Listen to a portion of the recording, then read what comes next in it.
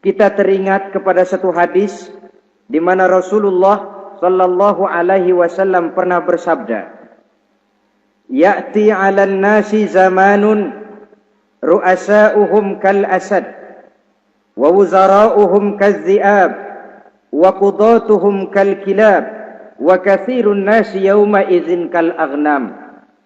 Pada satu saat, kata Nabi, akan datang di tengah masyarakat manusia, di mana pada masa itu muncul pemimpin-pemimpin yang bertingkah laku seperti singa. Ru'asa'uhum kal asad. Pemimpin-pemimpin mereka bertingkah laku seperti singa. Saudara kenal singa? Saudara boleh periksa. Di mana ada hutan, singa selalu menjadi raja. Padahal hutan belum pernah bikin pemilihan umum.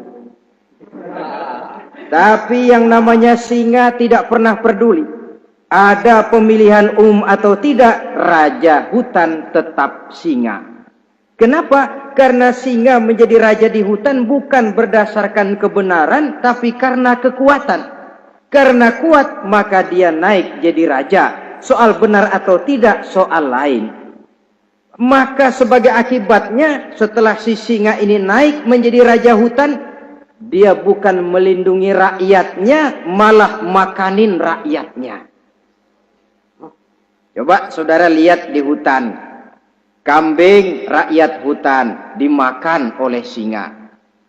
Ayam rakyat hutan dimakan oleh singa. Sapi rakyat hutan dimakan oleh singa. Inilah akibatnya karena singa naik berdasarkan kekuatan. Setelah naik bukan melindungi rakyatnya, malah makanin rakyatnya. Mental semacam inilah yang dimiliki oleh Raja Namrus laknatullah alaih.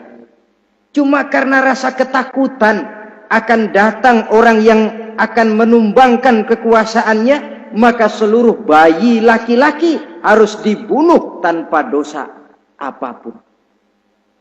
Itu akan datang di tengah masyarakat manusia, muncul pemimpin-pemimpin yang mentalnya seperti singa.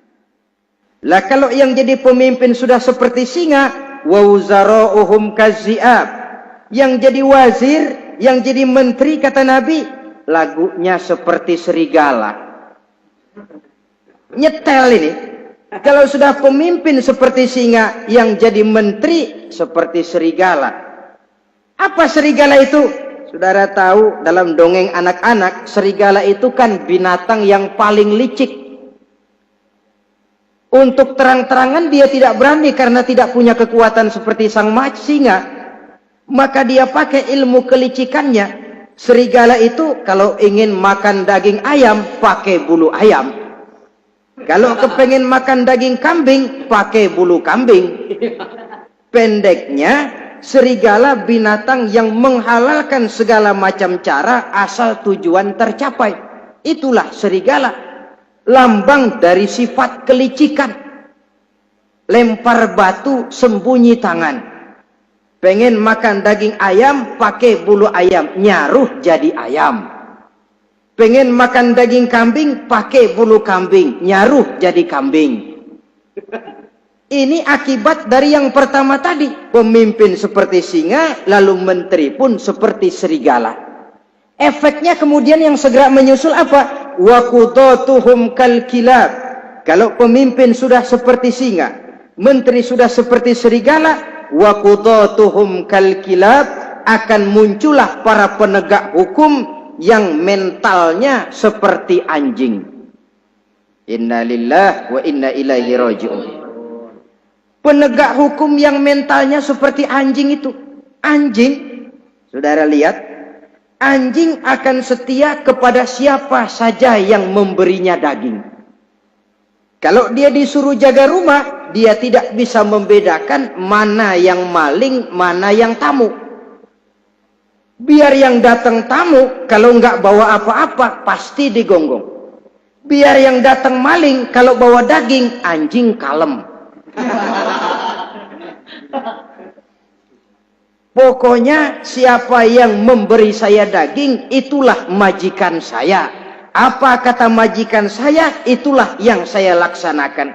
Maka hilang kebenaran hukum, hancur norma-norma keadilan. Oleh karena apa? Oleh karena anjing dapat daging.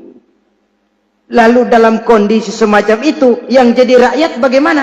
Kata Nabi, wa katsirun nas yauma izin kal aghnam. Adapun kebanyakan orang pada masa itu, lagunya sudah seperti kambing. Saudara, kambing itu binatang yang cuma menang groyokan dan tidak punya alternatif. Namanya kambing, digiring ke lapangan embe. Betul kan? Betul. Digiring ke kuali embe. Dikasih makan rumput embe. Sampai pun mau dipotong masih embe juga. Tidak punya pilihan lain si kambing ini, tidak punya alternatif lain. Kondisi semacam inilah yang terjadi di masa pemerintahan Raja Namruz laknatullah alaih.